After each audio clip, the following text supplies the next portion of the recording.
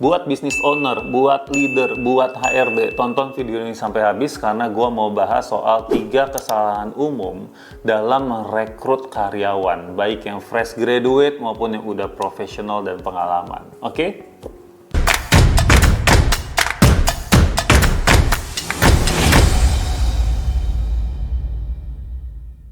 Halo semuanya, kembali lagi di channel Tanya Kak Sam. Jadi, ini mungkin topik yang relatif baru ya di YouTube gua, karena YouTube gua tuh biasa ngomongin KPI melulu kan gitu, karena gue melihat kayaknya konten KPI kita udah cukup banyak, mungkin bisa udah ada ratusan kali ya gitu konten KPI. Jadi gue mau membagikan ilmu-ilmu di luar dari KPI, salah satunya adalah ilmu perekrutan. Kenapa? Ya karena satu, gue pribadi itu udah pernah menangani perekrutan hingga ribuan orang di berbagai macam perusahaan. Ada yang mass, ya, ngerekrut orang sales, orang operation, orang management trainee yang fresh graduate, ya, orang risk management, orang audit, apalah, you name it lah, ya, HR apalagi gitu ya. Itu gue udah punya pengalaman, jadi artinya gue merasa gue udah bisa berbagi nih karena gue bukan cuma ngomong teorinya doang gitu ya. Yang kedua, alasannya juga karena di F-Project sendiri kita memang punya servis untuk merekrut karyawan, membantu merekrut karyawan. Nah, servis kita ini untuk saat ini kita fokuskan untuk membantu perusahaan merekrut orang HR yang tepat buat perusahaan dia, ya. Nah, sebelum saya mengungkapkan apa 3 kesalahan umumnya, saya harus menjelaskan dulu bahwa karyawan yang cocok di satu perusahaan itu bukan berarti cocok di perusahaan lain. Walaupun posisinya sama, size perusahaannya sama atau mirip, barang yang dijualnya juga mirip. Paham ya? Jadi kita nggak bisa bilang bahwa kalau orang ini kan udah pernah nih jadi sales di jual vitamin C, lalu kita juga hire orang, kita juga butuh, terus kita pindahin nih orang yang pernah jual vitamin C dari merek A, kita pindahin ke perusahaan kita yang juga jualannya vitamin C, misalnya gitu. Nah, hal seperti itu tidak works di dunia nyata. Ya, nggak works. Nah, kenapa? Karena ada 3 hal yang harus kita perhatikan dalam merekrut orang. Yang pertama adalah job fit. Saya ulang ya, job fit. Dari kata-kata ini aja udah jelas, yaitu kecocokan dia terhadap pekerjaan tersebut. Nah, saya masuk ke kesalahan. Kesalahan yang paling fatal dari perusahaan dalam merekrut adalah mereka tidak betul-betul memikirkan apa requirement dari posisi tersebut. Bikinnya tuh asal lewat aja gitu, cuman nggak dipikirin masak-masak, suruh orang HR-nya yang mikirin, habis itu ya udah di-hire. Ibaratnya gini deh, kalau requirement-nya atau syarat-syarat ini nggak jelas, maka yang masuk juga nggak jelas. Ya, kalau requirement ini terlalu general, maka yang masuk ya terlalu general juga, nggak punya suatu yang spesifik yang ditawarkan. Jadi kita harus betul-betul memikirkan requirement-nya apa. Contoh, kesalahan dalam ceritanya mau merekrut orang HR ceritanya.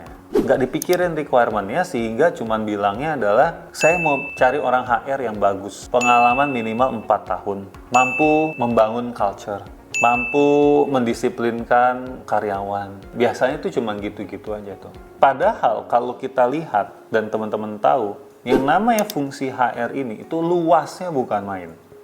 Ya.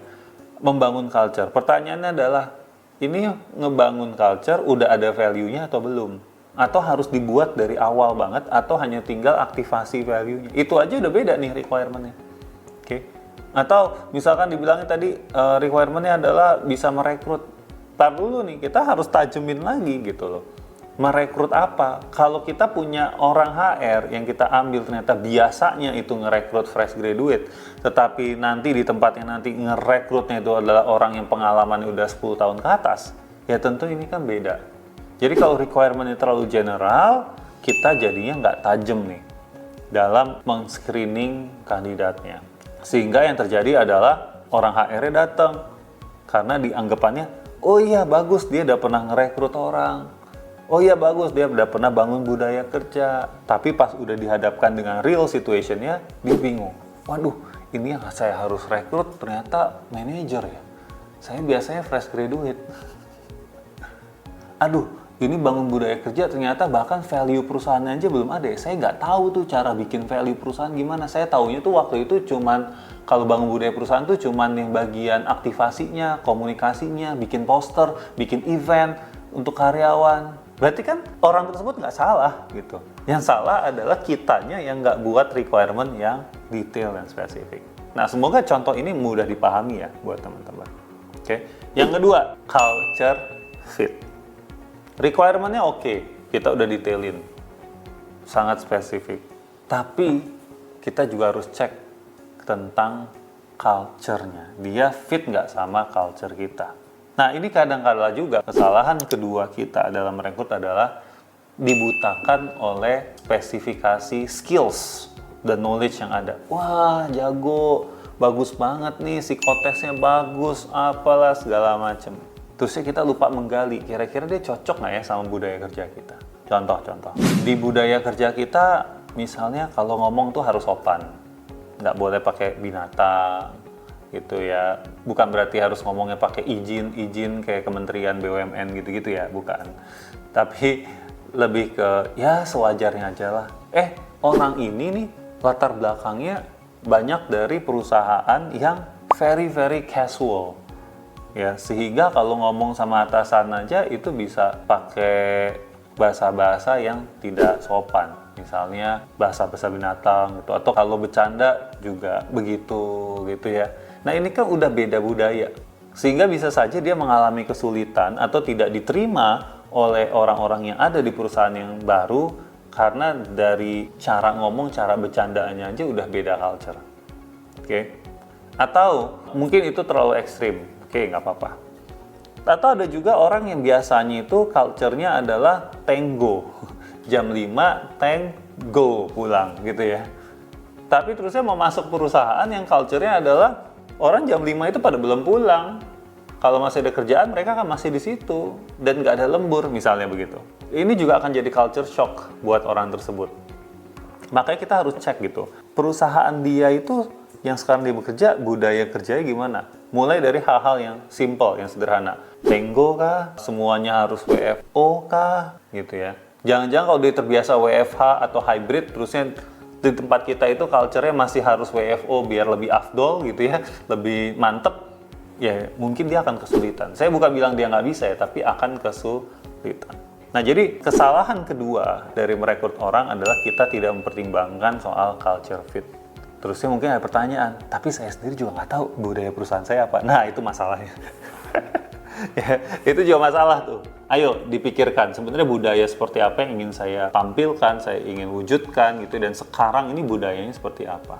Oke, nah itu juga jadi PR. Yang ketiga, kalau tadi udah ngomongin job fit, berarti kecocokan terhadap pekerjaannya dia dan skills yang dia punya, pengalaman yang punya. Yang kedua tadi adalah kecocokan terhadap budaya. Nah, yang ketiga ini sebenarnya kecocokan terhadap hal-hal di luar kedua hal tadi. Yang kalau dijadiin satu tuh namanya apa agak repot, tapi saya sebutnya itu namanya organization fit. Oke. Nah, ini adalah hal-hal teknis biasanya, tapi menurut saya penting. Contoh, kecocokan terhadap lokasi kerja. Ya, buat saya itu lebih ke organization fit gitu ya, kalau saya kategorikan. Jadi di organisasi kita ini lokasi kerjanya ada di daerah Jaksel misalnya. Tapi dia rumah ada di misalnya Jakut, Jakarta Utara, Selatan dan Utara ya. Bertolak gitu ya, atau Timur dan Barat ya.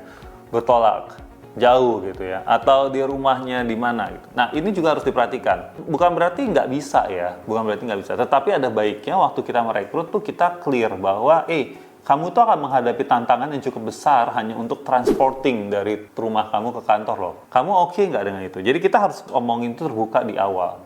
Kalau nggak nanti dibilang iya oke, tapi tiba-tiba dia bilang capek juga ya Pak, ternyata ya jauh gitu ya. Saya resign aja deh, ya kan capek kalau begitu ya. Ya, jadi kita harus tegasin, yakin nih. Ya, itu contoh ya. Nah, jadi kesimpulannya, jangan mengulangi 3 kesalahan tersebut. Ketika kita mau rekrut kandidat, perhatikan job fit-nya, culture fit-nya, dan juga organization fit-nya. Semoga video ini membantu teman-teman untuk at least menambah perspektif lah.